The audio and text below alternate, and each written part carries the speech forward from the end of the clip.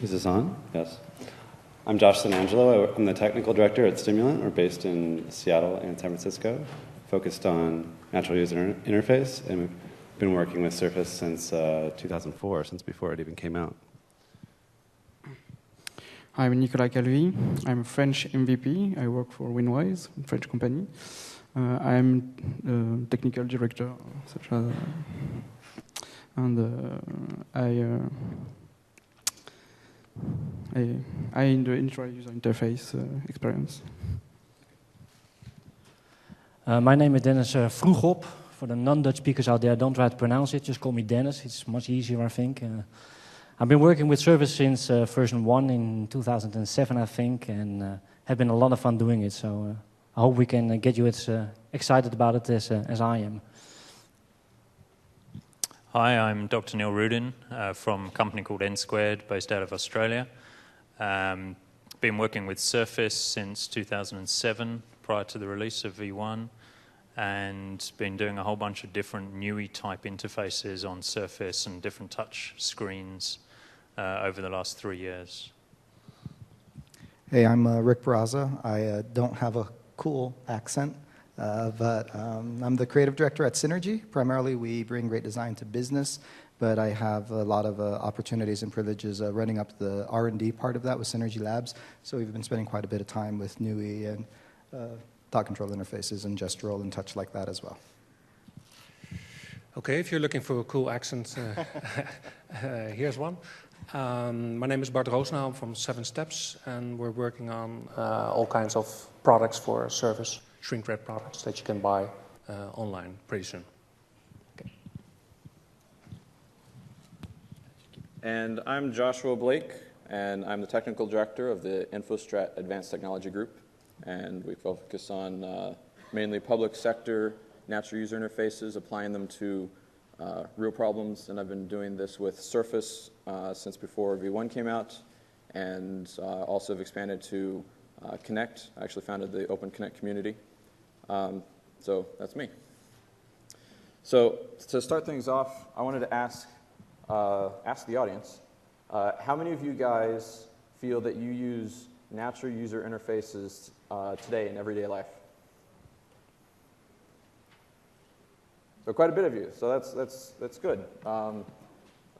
In reality, most of us, depending upon your definition of NUI, use NUIs every day. And it's so to start out with, I think we would talk about what is NUI, and I'll just put something out there, and then we can go from there. So I contend that NUI is an interface that is designed to reuse existing skills for interacting directly with content.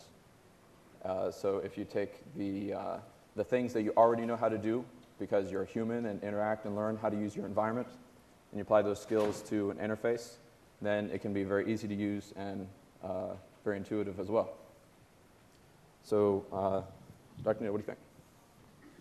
It's kind of interesting question, what is NUI, when the session is about NUI. You'd think everyone would come knowing what NUI is, but clearly it's not well defined. In fact, I think it's probably one of the more overloaded terms that we have right now, in terms of the fact that it meant something very different, I think, 2-3 years ago even, to what it means now, and people are adopting the term of NUI to different things. Now, I went to a presentation by a guy called Auguste Delaroyes a few years ago. He used to work in the Surface team, and he told us that NUI really consisted of 5 things, and he compared them to where we had come from with a GUI interface. If you think of a graphical user interface, it has certain constructs to it that make it a GUI.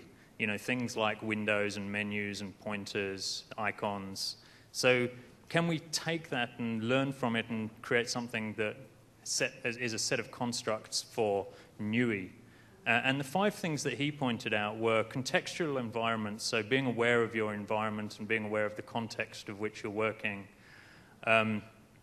What else did he say? Scaffolding, which is about learning as you go, so building up the knowledge of the user as you go through the use of that technology.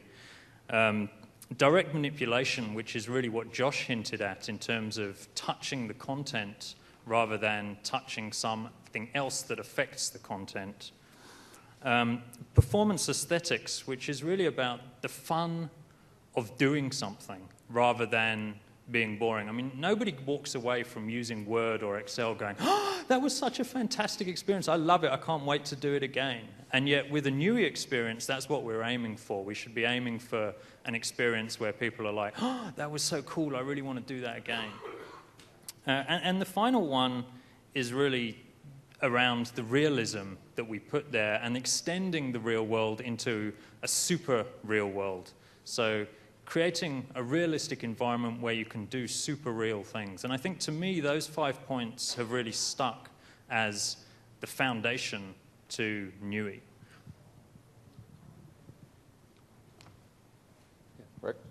One of the things that I take away from your example of comparing Word to using a NUI is, in my mind, everything that a programmer does with Word is predefined.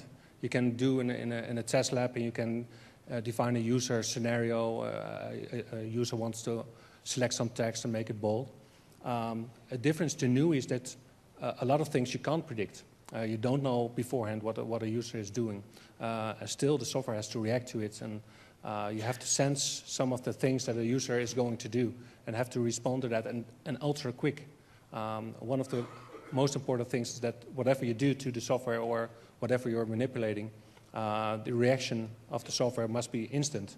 And that's something that, well, we all know Word isn't very good at, or at least wasn't very good at a couple of years ago.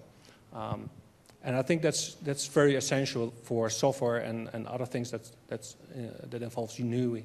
It has to have ultra high performance compared to other things that we are used to in the desktop.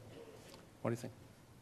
So I think I take a kind of more pragmatic approach, and I do really appreciate the academic answers, excuse me, and everything, but it's a hard question to answer. I think you have a book coming out, or is it already out? We're the first chapter. I think it's spent completely on that, right? Is your book out already? I know I have early access to it. But I'm finishing up the last couple chapters, and I think the holdup is Luis. Releasing his Surface SDK. So as soon as that's out, then my book will be ready. Okay, well, And, I've really enjoyed what I've read so far. But I'm actually going to give out free vouchers for the book at the end to first 3 questions and answers. So when we get, and we hit chapters like that, or we do research, it can get very academic and very kind of debating on it. As the principal experience architect, my experience was usually about creating these experiences where people get to touch the future. So for me, I don't use the word NUI a lot, but we do focus a lot on these kind of like immersive experiences for emerging technologies, right? And it covers a lot of that. So I might be a little blurry in my definition, but this aspect of kind of using Dr. K's comment that the future is anything created after you were born, right? I mean, technology is anything created after you were born. Because my daughter, when she's 2 years old and she's doing multi-touch, right, and my son is walking up and they're touching a screen, if that screen doesn't respond, the screen's broken. Like that's her reality already, right? That's the world she lives in. So this concept of command line to GUI, NUI is one of those transitional terms as we're moving into that. So I think a lot of it has to do with devices now, and to me that's the biggest thing. We've been stuck in this mouse as your proxy of intent, and now devices and sensors are opening up this whole world where the computer can start seeing you, guessing at you, vision systems are calculating your touch, right? There's this influence. We have audio technologies, impulse technologies, motion sensors. And I really think NUI and this explosion of sensors is really what frames the conversation. I hate to be too designery in my answer, but I kind of go big picture down in terms of what the feeling is. So that's a good point, and brings us to another aspect of this whole field.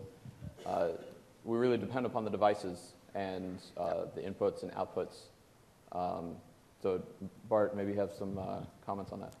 Yeah, well, I think that's very important. And one of the things that is important for the breakthrough of NUI is that it's becoming a commodity. Like touchscreens are now, available for a couple $100, and you have a high-end touchscreen. I think if you can scale the devices and the sensors down and make them very cheap, it can really change the way that we're interacting with software and hardware. It's not surprising that we have some little devices with sensors available here, because we're kind of leading up to that. Josh is now setting up a little demo that's using little devices with sensors in it. It's a set of the Siftio cubes. Is that right, Siftio? Siftio. Siftio, okay. So maybe you want to show something on that. Yeah, can you hit the button 3? On the bottom. On the bottom. All right. So talking about devices and inputs and outputs, I got early access to these cubes, and these are little devices. They're embedded, and they communicate wirelessly to a host computer. And they're interesting because they have a couple different sensors in them. They can tell when they are adjacent to another cube, and they can also tell the tilt. And they also have a button, and they can tell when you're shaking it. So I wanted to take a look at what happens when we combine these kind of devices with Surface. So I built a little application, and it might be a little bit hard to see, but basically, yeah, it's hard to see on there. Each of these has a different task name on them. So the activity that I'm demonstrating is assigning people to different tasks. And this might be something we do in a collaborative environment. So here's all the MVPs. And I can, let's see, he disappeared, so.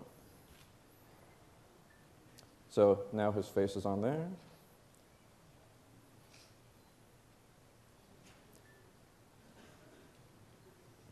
This is the prototype unit, so. So Josh, the pictures are actually showing up on the cubes themselves, right? So now we have our faces on the cubes, and something interesting we can do with this, I mentioned that we can detect the tilt. So I was thinking about how can we use the sensors and the proximity sensors. So say I want to assign this guy to a different task. Thank you. And thanks. We can combine a group of these guys. So now we have 3 people assigned to this task. And I can put this back down, and we can rearrange it and go back to arranging other tasks. So that's just a little demo of what you could do now that we have more and more devices with different types of interfaces, sensors, and inputs and outputs. We have a lot richer interaction, and so there's more possibilities about what we can do when we interact with computers with a NUI. So, Josh, one of the things as you're demoing, like we're noticing in this type of environment, we don't all have these massive stage lights, right, in areas. So the fidelity of the sensors in general, right, on Surface One, on tablets, on all these other NUI devices, it seems like there's a large range of fidelity within how sensitive the sensors are for each one of these devices. I know as the designer, that's been one of the challenges for me, because it's kind of hard. You have to work on this thing, and technology keeps getting better and better, but sometimes the sensors are very coarse, and you have to adjust to that with design, right? How do you guys feel about the integrity of sensors in NUI in general? What do you think, Josh? I'd like them to get better, of course, and cheaper and smaller. And I'd like them to be more ubiquitous, and that's all changing very slowly. But for now, we have great toys to play with, like Connect and Siftio, and they're enabling some really cool prototypes. And I think it's this group up here and this group out here that are going to turn those into real-world, bulletproof sort of applications, and hopefully sooner rather than later. Dennis?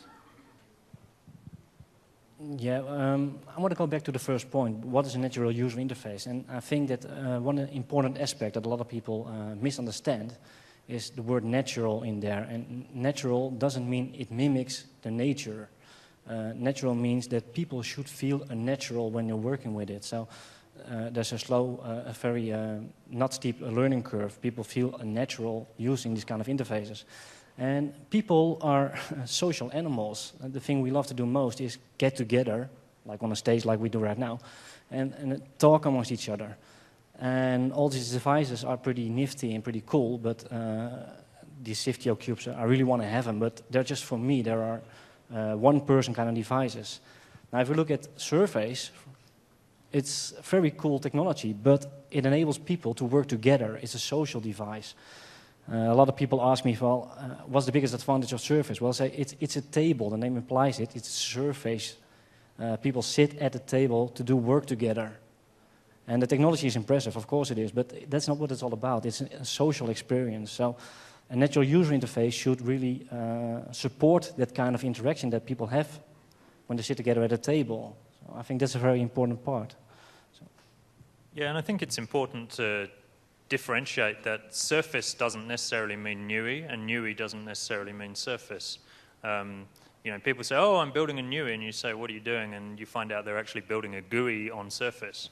You know, so it's important to understand that it's about the interface as well as the device. It's the combination of software and hardware that really puts these things together to create that NUI experience.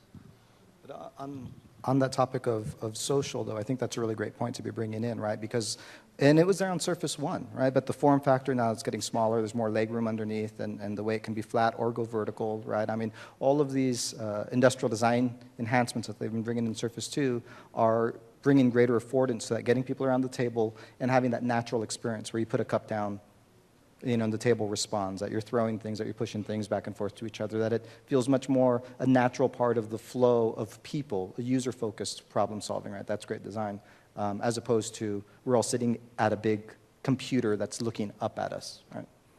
So I know that Josh has been working on a lot of applications that really show off the social and multi-user aspects. You know, maybe you want to show off one? I would love to show off one. You want to come help? Reset this. So we've been working on some fun apps. The one I'm going to show you is called Social Stream. And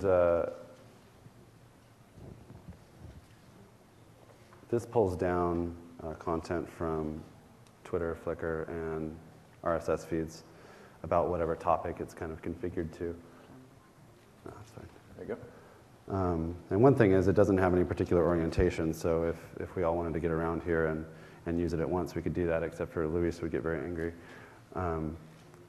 So the two of us can sit here and pull out like, oh, here's some tweet about Mix, and we can either not know each other and have separate experiences, or collaborate and pass this cool thing over to him to see it. Not seeing the photo that I took of the crowd here coming up, unfortunately.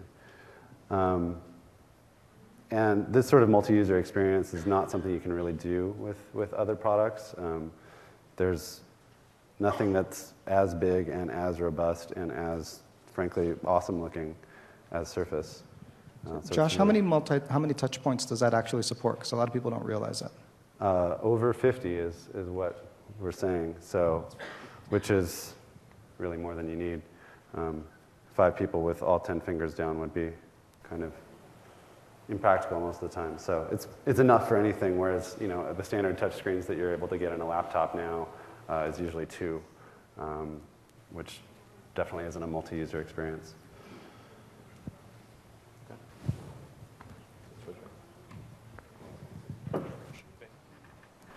So, we were talking about that Surface is kind of a premium NUI experience. It's really the best of the devices available today. So, I wanted to pose a question: what are the applications? Where does it really do well? Is it just something for digital signage and marketing, or is Surface something bigger? I think that's an interesting question, because Surface can be used for lots of different purposes, and I guess as Surface MVPs, maybe we're a little religious about what we think Surface should be used for, and we talk about it being as a table and not as a kiosk. But the reality is that if people find business uses for a screen that has a vision system in, then go for it. I don't think that we should be restrictive. I do think that there are some pillars that I've talked about before in terms of what makes a good Surface application. A good Surface application, like Dennis says, is social, but as Rick said, it's seamless as well. So there's seamless interaction between the real world and the virtual world, and that definitely enhances a surface experience. And then I think the third pillar is spatial, the ability for the application to work wherever you are around the table, the ability to stand at any position at the table and use it, and also the ability to have some kind of sense of where you are, where is the user coming from. So having a concept of knowing that the user is from one side of the table and then orientating content to that user, I think that's important to creating good surface experience. Yeah, I think the things that really stand out to me for quality surface experience and these types of moving forward, what Josh showed right there with the 360 interface, where a lot of people come in from multiple sides, right? It is natural, it's easy to use, massive multi-touch. I think these are the things that, why I was drawn to the Surface a couple years ago, and full disclosure, for the past couple years, I've had the ability to be showing at South by Southwest different Surface experiences. And even on Surface One, I mean, a lot of people make the mistake of saying it's a big tablet, right? It's a big iPhone. But the vision system in it is a big differentiator. And I think a lot of times the problem is that our designers, maybe it's not designers, whoever is architecting the solution, whoever it is, I think they're dealing with these NUI hardware, that we're at this point where the hardware supports paradigms that we're not used to problem solving for. So even with Surface One, you could be putting massive multi-touch, but a lot of people weren't taking advantage of it. You know, this ability of putting objects in byte recognition and vision recognition and flowing it out, all this was available 3 years ago. Surface 2, it's just getting better, but I think a big challenge between getting these great NUI experiences isn't the hardware right now. It's actually our ability to problem solve in a GUI world does not port seamlessly into a NUI world, and it requires a new change of thinking about these things.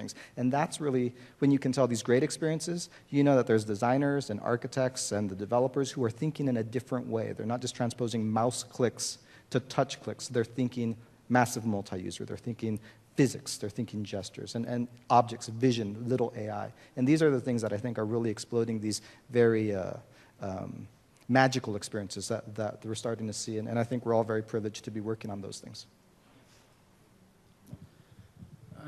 I got a pretty good example of this. I'm currently working on a project for kids who have Asperger's syndrome, autism. And when these kids are being diagnosed, it's very hard to diagnose these kind of people because you don't interact with these kids. They are very close in their own world and you don't know what's going on. So right now the way that they do it is they have a doctor there in the room looking at the kid and making notes. And while he's making notes on a piece of paper, he doesn't interact with the kid. So it doesn't really work out. And we asked them, why don't you use a computer? Well, they said, if we sit behind the computer, there's a physical barrier between me and the children we are testing right now at this moment. So we're building a service application right now where the kid can do tasks on the machine. But it doesn't feel like working with a computer. He's just playing along. But everything that the kid does is being measured and being monitored and being stored in a system. And the physician in the room just has to look at the kid and talk to the kid, and he doesn't have to take notes. And for the children, this feels very natural because this is what they do all day long. I mean, they do the same kind of thing at home right now. So it's a very social thing, and they know how to draw pictures and how to perform certain tasks like guessing where something is hidden in a room, things like that. So the social aspect here is what makes it possible for us to get the diagnostic time down from about 7 weeks back to 1 day. So I think that's a pretty big improvement. So we can help a lot more people that way, just by using a social environment like this. Expand on what you said about designing NUIs for learning disabled and people with autism. We recently deployed, actually it was last year, a set of applications to the Smithsonian Museum. And when we were beta testing this, we actually opened it up to the public. This is in the castle in the Smithsonian in DC. And we had all kinds of kids that, ranging from 1 or 2 all the way to teenagers and some adults. But it was interesting to watch how they interacted. And there was one particular kid who, he came in with his mother, and he had, at first was kind of staying behind and just watching everyone else. And you could tell he was kind of, introverted. And, once he figured out that he could come up and touch and interact with the surface and do the different activities, he started interacting with the other kids. We were watching, from afar, and we were watching his mother just light up. She had a big grin all the way across her face. And so we went and she came to us, and she said that this is the most social interaction he's done, and he had autism, or has autism, and it's very hard for autistic children to learn to interact with other people. So by designing a NUI in a way that it's accessible to more people, and not just Surface, but any kind of NUI, it's you can open up these kind of interactions, activities to many more people that weren't able to do this. And this is kind of the same path that we've been on for a long time in the computing industry. When we have command line, only a couple wizards were able to really make use of it. GUI makes it more easy for business users and everyday users. But how do we go from 1 billion or 2 billion computer users to 6 billion and 7 billion? And I think NUI is a big part of that. Yeah, I got a similar experience. I was in Seattle a couple of years ago and had one of the earliest units there in a hotel. And there were 2 elderly ladies. I think they were about 75 years old or something like that. And they were playing around with it. They were playing with a map application to look where the nearest museums and nearest restaurants were. And they were very delighted, and they had a lot of fun doing this. And I stood there watching them for a while. And all of a sudden, one of the ladies said to the other one, "Look, Annie, I'm finally using a computer." We're talking about people who are in the western part of the world, and they have been around computers for a very long time, but they never used it. And this enabled them to do something and to get a task accomplished. So this was really an eye-opener for me. So look, Annie, I'll never forget that one. Just picking up on a point that Josh made, that NUI certainly will help to extend the reach of some computing technologies. I don't for a minute think that GUI is going to go away. I think GUI has a strong place, and GUI is really the foundation for, I mean, people say, graphical user interface. It's really a great user interface. If it wasn't for GUI, we wouldn't have as many computers in the world as we have right now, and I think that will continue to happen. GUI is a very exploratory, provides a very exploratory, but also a very directed interface, as Rick mentioned, and I think that's important to remember. We're not moving from a GUI world to a NUI world. We're moving into a world where there's going to be both. In the same way that, to some degree, I think there'll be more GUI than there is command line, but to some degree we still have command line, and some people still use it every day. So, well, I think that aspect of the future, right, and kind of keeping the conversation moving forward, that element that we're touching on is this aspect of what are these changes in NUI? Because right now NUI has often been just considered multi-touch, right, in some way. But we're getting into these things like Connect. I think we have a demo coming up, right, on that. And to me, that's where it's really exciting. This aspect, my dad, right? He's 80-something years old, and he showed up at my house, and we had the Connect, and he goes off and he plays his very first video game, and it's a bowling game, and he would never play a video game before that. It's always been, our computers, but he stands up, and we talk him into it, and he's standing there, and he rolls, and he gets a strike, and my 5-year-old goes crazy, and it was just really neat for me that being someone, the black sheep in the family who's into technology and using all this complexity, it's now getting to a point it's getting easier and easier. And now my father, who's not comfortable with GUI interfaces, would never have been able to access that level. Now with the Connect is actually bowling, and beating us with strikes, and him seeing this joy of interacting in this digital medium for the very first time, because the problem gets harder and harder and harder until it's solved, and then it allows things to be elegant, right? So I think the future is very bright in that way. Are you guys setting up the cool demo? Yeah. Well, they're all cool. But, So we have actually a pair of demos. It's performing the same activity. We have a quadcopter over there, an AR drone. Okay. It's an AR drone. It's a helicopter. It's remote. You can control it remotely. There are a couple of applications that you can use to control it. We've created one that's using Surface to control it, to fly it. And we have another one using Connect.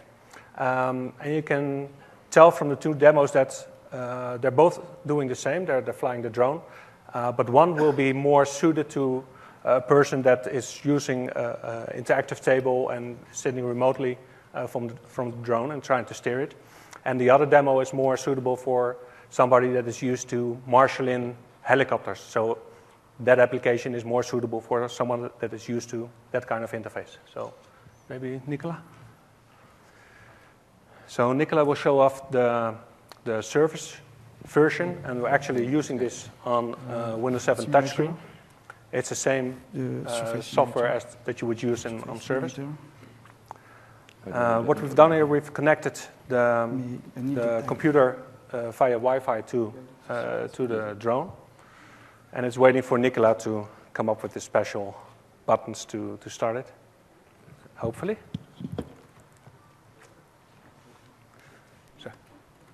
You were able to leverage more code because of how you can code for Surface 2, right, and WPF on that application? I don't know. So the question was, can we do more on Surface with this particular application compared to Windows 7 Touch? I'm not quite sure. It's Nicola's software, but we could add additional capabilities to the software if you're running it on Surface compared to Windows 7 Touch. So we're actually showing the Surface Input Simulator here, which so we're kind of a couple birds with one stone. But Yes, good. You have to change the value, maybe? It's emergency. yeah, let's. Code was working a couple of minutes ago. Just a notice for the people in front, the drone will start flying, and especially in my demo, it might crash. So please be aware if you're worried about that, like the lady is. Move to the back. The drone.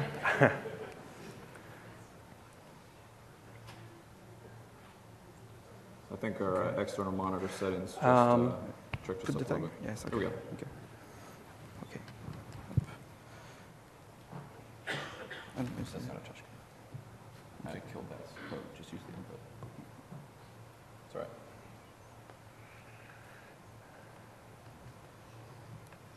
Here we go. So this will be hopefully, this drone flying in the dark. okay.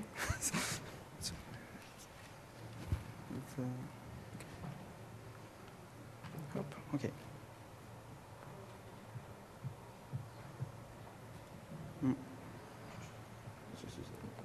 Okay.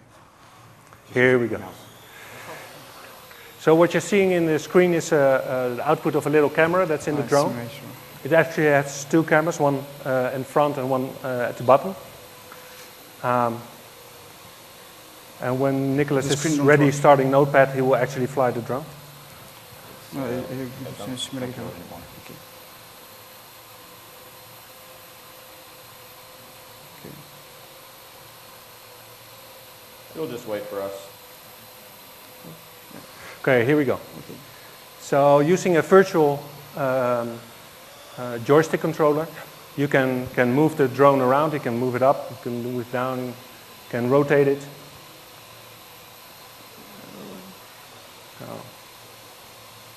Translate a little bit.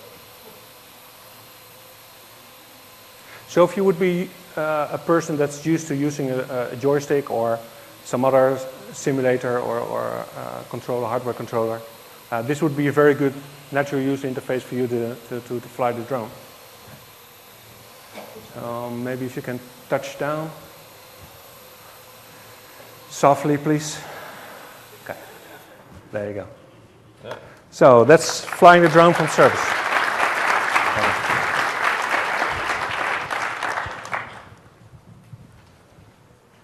So now Bart is going to set up for his connected version of the same thing. The impressive thing about that demo. Where's the mic? Where's the mic? Who's got the mic? You guys. I walked in at about 10:30 this morning, and Nicholas had the application that he wrote on Surface using the Surface 2 SDK, but it didn't actually work because this is a prototype hardware, and there were bits and problems, issues that we had. So Nicholas was sitting there with his laptop open and actually making his 3 lines of code change, and no code, just a recompile, recompile, no code change, brilliant, and now it works on Windows 7 Touch. Contrasted that with the Surface 1 development environment. I think personally that was one of the things I was most excited with Surface 2 is how you're able to code for it now is tremendously easier, and you can leverage it. You can leverage portions of it, obviously, right? Portions of it you can leverage it on typical Windows 7 Touch using that using those APIs and everything. I mean, it's much easier to do that. These types of things. So that code reuse is amazing. So here we have our very sophisticated user interface for the Kinect version of the drone flying. It's okay. This is completely in the dark. You could do it in the dark. Do you have output on your screen? Because I don't really need output. Okay. Just another warning, I can't see the drone, so this is all guessing where it's going. So I'm standing here like an idiot to have the Kinect recognize me.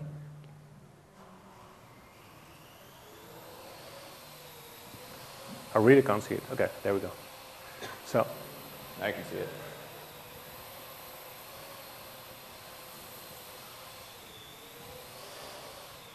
Oh. Translate. Let's do an emergency landing. Okay. I warned you about that.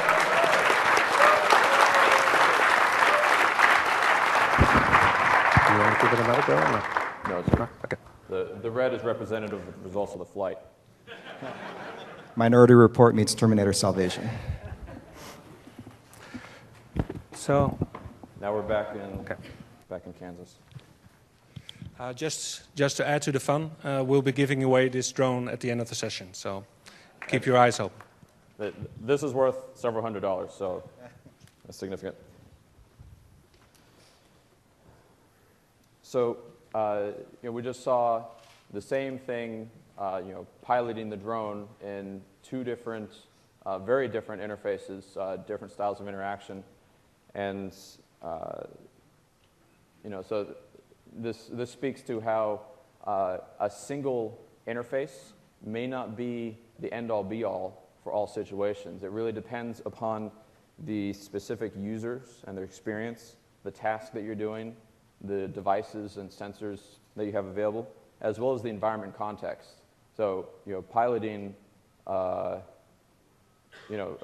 bringing a helicopter into landing in the real world using a touch interface, back at a terminal may not work as well as using hand motions and gestures. I think, and someone had made this point earlier, right? Because we're starting to talk about this future of NUI, and one of these impressive things is the Kinect was what, like $150, right? And the AR drone, while being on the higher end for a toy, is what, like $300 American? Yeah. Yeah.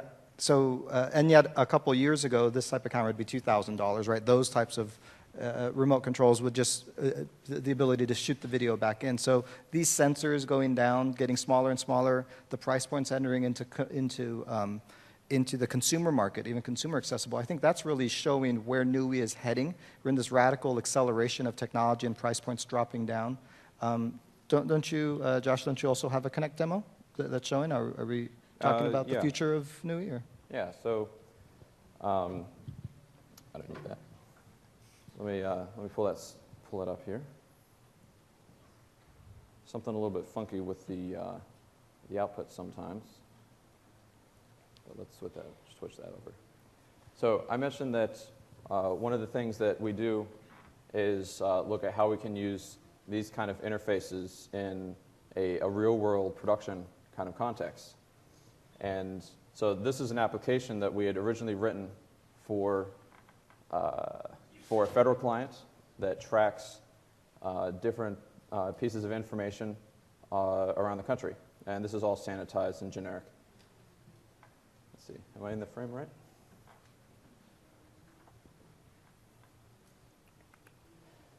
So it was originally written as a touch application. And I have a framework called InfoStrat Motion FX that lets you add a couple lines of code to your WPF touch application, and now you can interact with it using motion tracking. So this application is written using WPF4 Touch and Surface SDK. And we can now also, with Motion Effects, which is an open source project, interact with it with our hands. And so this enables a couple new scenarios that didn't make sense before. Imagine that this is displayed in a large display in a war room, and instead of, if we're trying to figure out what's going on with these performance indicators, instead of interrupting our discussion looking at the display by going to a terminal with a keyboard or mouse, or by even going up to a touchscreen, even though the touchscreen would make sense in certain scenarios. In this scenario, it might make more sense for us to stand back at a comfortable distance, be able to talk face-to-face and collaborate, and if we need more information about a particular element, we just ask it to give some more information. So this shows some of the history of the performance of this particular region. So this is, and I'm not saying that this specific thing is the future of NUI, but we're starting to get a glimpse into what's possible.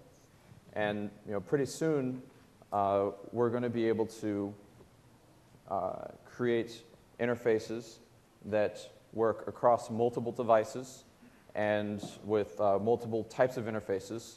So I didn't quite get it complete for here, but something that I almost have done is being able to take content from a horizontal like surface and pick it up and throw it up onto the wall, or take it from one wall display to another down to surface, or throw it onto a mobile device or a slate.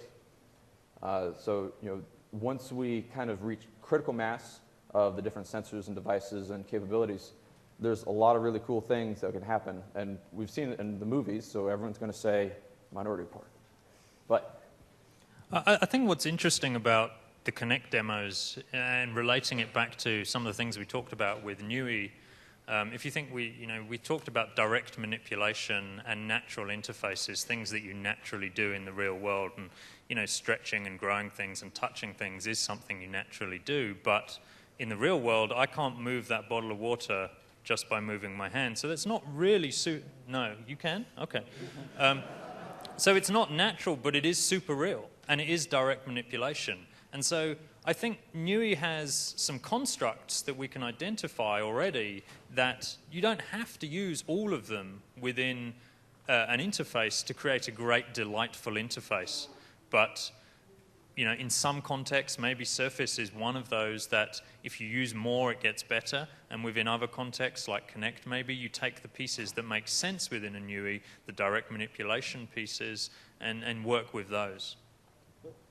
One thing on the future, if that's our topic now, right? What the future of NUI is, we've been very focused on touch and vision as two of our senses. And even with Connect, it's coming in where now the computer's seeing you, right? But as we're talking about natural user interfaces, we are already seeing applications on these smartphones where it's audio immersion, right? I mean, you see clothing, so this world of sensors is a lot more, and natural user interface is a lot more than just a vision game and a fingers game. I mean, you have all your senses. You have people mapping cameras onto people's tongues who are blind, and the tongue, the neuroelasticity of the brain to rewire senses based on the inputs that we can have. Right? We really are moving into this brave new world, and so it's a lot more than just multi-touch, than just little AI vision when you're talking about NUI and when you're talking about what's coming up.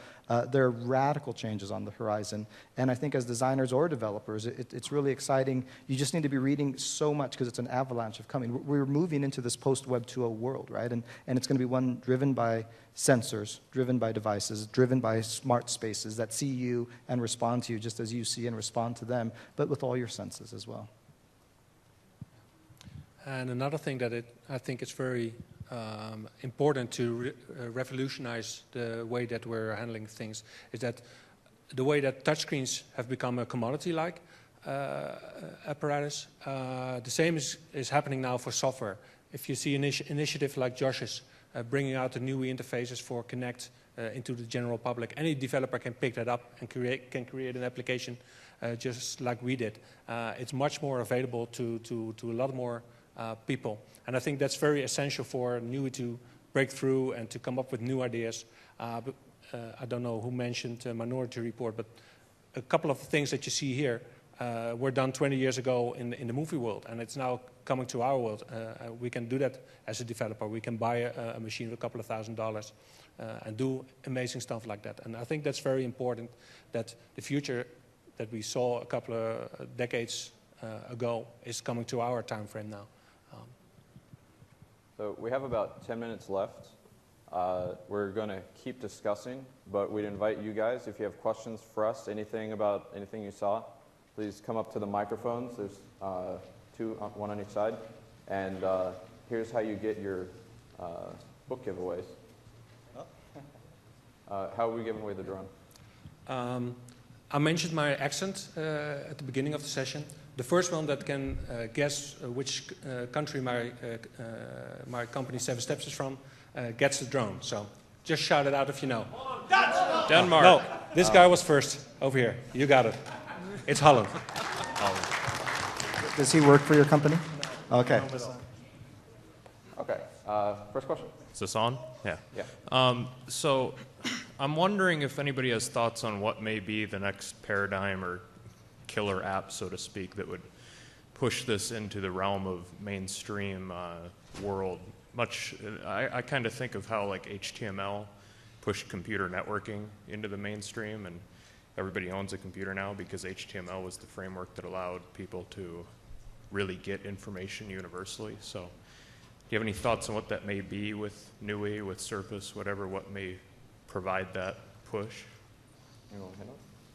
Yes, it's an interesting question. And the answer might be that we're already there.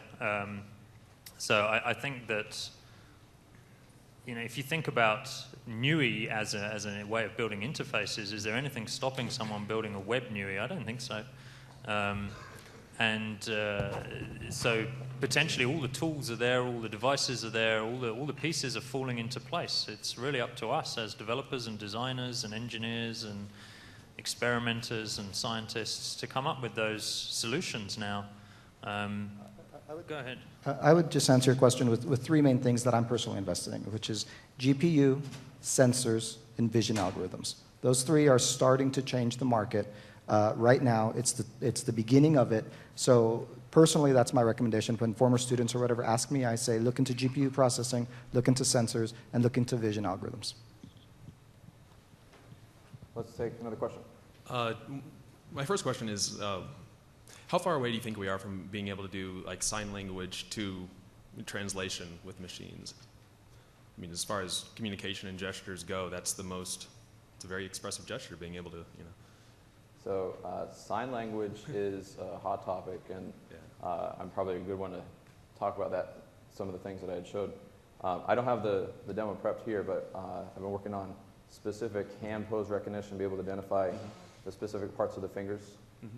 And I've actually implemented part of the Xbox Connect skeleton algorithm. They published a paper, so I applied that to hands. And so you know, I'm not saying I'm the one that's going to figure it out. Lots of people are working on that problem. I think it's very close, and I think the catalyst for some of those kind of changes is the fact that suddenly anyone can go into a store, buy a $150 device, and then create things that were limited to you know, tens and hundreds of thousands of dollar budget devices only a couple years ago. And might be better for follow-up after the session, but I was sort of wondering where the line is between doing the image analysis with heuristics versus machine learning to learn the series of gestures. Like the benefits of one approach versus the other. As a quick pushback to you, why are you assuming a vision system? I mean, right, because if you use the glove, sensors are getting smaller. If people put gloves with portable speakers, that might be a transitional step, right? So a lot of this question of when these things are going to happen, it falls back on us. It's like, when are we going to build them, right? When are we as the hackers? Because the pieces are there, and I think that's the big point. We have this workbench full of all these pieces. The paradigm shift has to start with us first in terms of how we think about problem solving. But great question. Well, just one more. Mark Miller of DevExpress. He is here around somewhere in this building. He built a library for detecting finger positions on the Connect. And he's using it to showcase programming in Visual Studio using only Connect, not a keyboard, so which is pretty impressive. So we're getting there pretty soon. faster than you think, I think. Question. Since we're at a Microsoft conference, I thought I'd ask it. We're supposed to be able to buy the Surface later this year, correct? That's when the Samsung version comes out? Yes.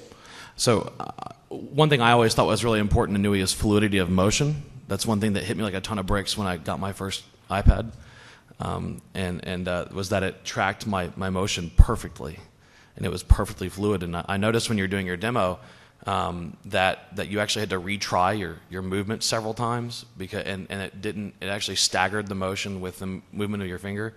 And I was curious if Microsoft has worked this out, if they're going to provide us the same fluidity of motion that we have in our iPad with the Surface. So, Luis?